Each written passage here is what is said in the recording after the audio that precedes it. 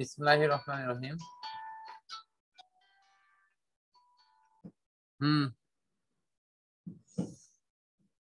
তো আমাদের এই শব্দ অংশে শব্দোত্ত তরঙ্গের ব্যবহার। তো আমি এখানে একটু এই স্পেলিং নিয়ে একটু তোমাকে একটা জিনিস দেখাবো। আমাদের কিন্তু এই শব্দের অংশতে দুইটা শব্দ অংশ লেখা হয়, একটি হলো 20 এর নিচে, কম্পাঙ্ক 20 এর নিচে, সেটাতে যে স্পেলিংটা ইউজ করা হয় সেটি হলো শব্দেতর।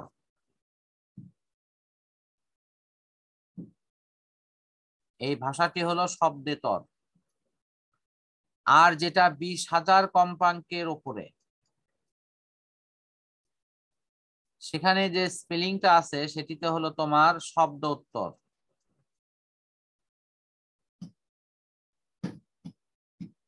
অক্ষরগতভাবে কিন্তু এখানে অক্ষর আছে, তুমি যদি গণো 1 2 3 4 5 6 7 8, মোট মিলে 8টা অক্ষর আছে, এবং স্বরবর্ণ ব্যঞ্জন বর্ণ মিলে। আর এখানে অক্ষর আছে 1 2 3 4 5 6, মোট মিলে 6টা অক্ষর আছে। তার মানে ছোট স্পেলিংটা হলো এই 20 এর নিচে, আর বড় স্পেলিং এর যে শব্দটি সেটা হলো 20,000-এর উপরে। যদিও শব্দ দুটোই আলাদা, তারপরও এটি কিন্তু অনেক সময় উচ্চারণ বা অন্যান্য অপশন থেকে সিমিলারিটি হওয়ার জন্য অনেকেরই কিন্তু এটি বিভ্রান্তি হয়। আশা করি আমার এই যে বিষয়টাতে তোমাদের মনোযোগ আকর্ষণ করলাম সেটা বুঝতে পারছো? জি স্যার। তো আমরা কিন্তু পড়ছি এই শব্দোত্তর তরঙ্গের ব্যবহার নিয়ে, এটা কিভাবে কাজ করে। তো এখানে প্রথমে যেটা দেয়া আছে তা হলো কোনো কিছুর গভীরতা নির্ণয় করার জন্য। সেটি হতে পারে সমুদ্রের গভীরতা, হিমশৈল মানে হলো তোমার বরফখণ্ড, ডুবোজাহাজ ইত্যাদির অবস্থান বের করার জন্য। তারপর লেখা আছে পোতাশ্রয়ের মুখ থেকে জাহাজকে পথ প্রদর্শন করা। এটার অর্থ হচ্ছে পোতাশ্রয় কাকে বলা হয়? পোতাশ্রয় তাকে বলা হয় যে অংশটি তোমার ওই জাহাজকে তার নির্দিষ্ট গন্তব্যে নিয়ে যেতে সাহায্য করে। এটা ধরো কোন একটা জায়গায় যেটিতে নোঙর করবে, সে নোঙর করার যাওয়ার পথটাই হলো পোতাশ্রয়। এই জন্য বলছে মুখ থেকে জাহাজকে প্রদর্শন করা। আমি এটিকে এভাবে হিসেব করতে পারি যে আমরা মূল সমুদ্র বা নদীতে জাহাজটি আছে, সেখান থেকে এর জেটিটা হলো এই জায়গায়। সাধারণত এই জায়গার পথটা অনেক সরু হয়, এবং এই পথটা সরু এবং কম গভীরতা সম্পন্ন হয়। জাহাজ যদি এইটুকু জায়গা ড্রেজিং করে কিন্তু এটিকে সবসময় তোমার একটা নির্দিষ্ট পর্যায়ে রাখা হয়, যাতে করে জাহাজ অনায়াসে চলতে পারে। তো ওই শব্দ তরঙ্গ ব্যবহার করে কিন্তু জাহাজ যদি কোনো ক্রমে ভুল ক্রমে এই দিক দিয়ে চলা শুরু করে, এই জায়গাও কিন্তু পানি আছে, কিন্তু এই পানির এই জায়গাতে কিন্তু আমাদের মূল যে প্রবলেমটা আছে সেটি হলো পানির এই জায়গাগুলো তোমার কম গভীরতা সম্পূর্ণ। ফলে জাহাজ যদি এই দিক দিয়ে ভুলক্রমে প্রবেশ করে, তাহলে এই যে বালুর চড়াই গিয়ে জাহাজটা কিন্তু আটকে যাবে। ফলে দেখা যাবে যে ওই জাহাজকে আবার সরাতে গিয়ে ওই নিচের বালু অংশটা ড্রেজিং করা থেকে শুরু করে অনেক রকম হয়রানির মুখে কিন্তু পড়তে হবে। সেই কারণের জন্য জাহাজকে যখন এই যে মূল নদী বা সাগরের অংশ থেকে এই পোতাশ্রয় মানে সেই জেটির দিকে নিয়ে যাওয়া হয়, তখন যে সরু যে একটি খাল খনন করার মতো করে একটি গভীরতম তোমার অংশ খনন করা হয়েছে, সেই জায়গাটা ট্রেস করতে বা নির্ণয় করতে এই শব্দোত্তর তরঙ্গের ব্যবহার আছে। এটা কি এখন বুঝতে পারছো তুমি? জি স্যার।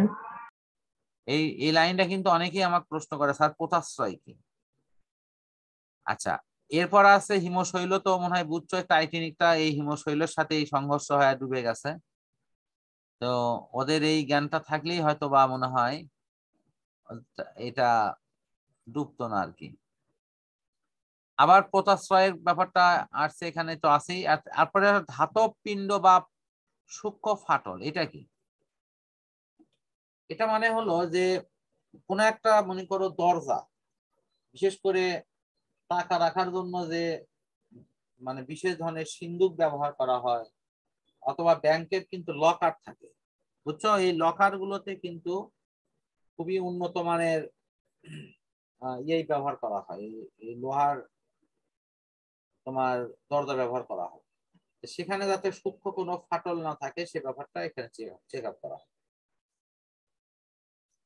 তারপরে জলে মেশে না এরকম পদার্থ যেমন পানি এবং হলো তেল, পানি এবং পারদ, এগুলোর মিশ্রণ তৈরি করার জন্য এটি ব্যবহার হয়। এরপর আছে সূক্ষ্ম ইলেকট্রনিক্স যন্ত্রগুলো পরিষ্কার করা, এটি খুবই গুরুত্বপূর্ণ। আমরা এমন কিছু কিছু ইলেকট্রনিক্স যন্ত্র আছে যেটি হাত দিয়ে ধরে যদি আমরা পরিষ্কার করতে যাই সেটা কিন্তু নষ্ট হয়ে যেতে পারে। তখন আমরা কিন্তু অনায়াসেই যে কাজটি করি সেটি হলো ওইটাকে তখন আমরা পরিষ্কার করে দিই অন্য কোনো পলিসিতে। সেটা হলো এই ধরনের শব্দ কম্পন দিয়ে কিন্তু সেটি অনায়াসে পরিষ্কার করে দিই। আমরা লোকালি কিন্তু একটি পদ্ধতি ব্যবহার করি, সেটা হয়তো অনেকে আমরা খেয়াল করি না। সেটি হলো আমরা ফু দিই।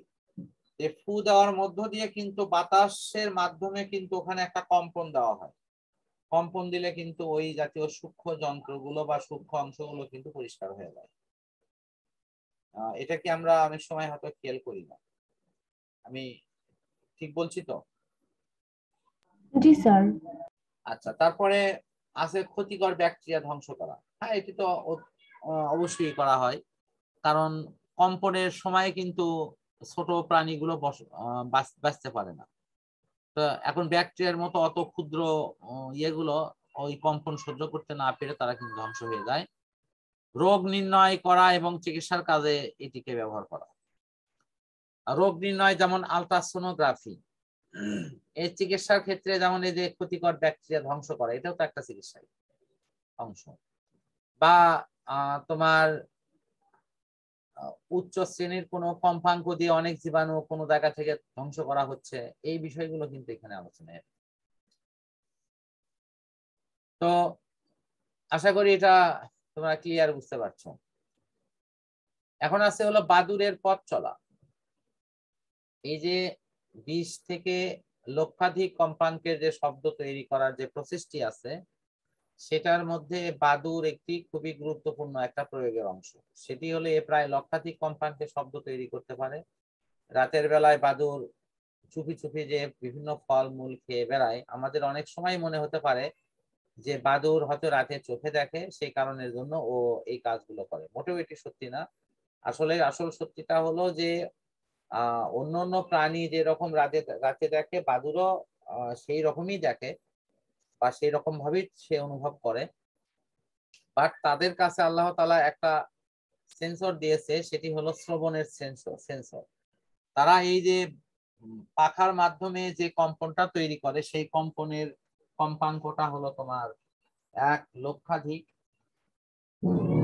এবং এটা শুধু ওই বাদুর, ওই প্রাণীটাই সে শুনতে পায়, যে কারণের জন্য আমরা বাহির থেকে এটি বুঝি, দেখি যে না বাদুর অনায়াসে রাতের বেলায় সে ঘুরে বেড়াচ্ছে এবং ফলমূল খাচ্ছে। তো আমরা আরো কিছু কম্পাঙ্কের উদাহরণ এখানে দিতে পারি। কুকুর প্রায় 35,000 কম্পাঙ্কের শব্দ শুনতে পায়।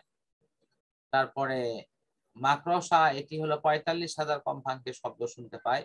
কোনো কোনো গবেষণায় এরকম একটা রিপোর্ট আছে যে শিশুদের কম্পাঙ্ক শোনার রেঞ্জটা আমাদের স্বাভাবিক মানুষের চাইতে বেশি হতে পারে। বাট শিশু অবস্থায় এটি হয়তো পসিবল হলেও পরবর্তী স্বাভাবিক অবস্থানে এসে মানুষের যে রেঞ্জটা আছে সেটাই থাকে। তবে সেটি এখনো প্রতিষ্ঠিত সত্য বলে আমি কোনো জায়গায় পাইনি। এখন এরপরে আছে আমরা শব্দ দূষণ নিয়ে এরপরে ইনশাল্লাহ কথা বলবো। আমরা এই অংশটি এখানে ক্লোজ করছি।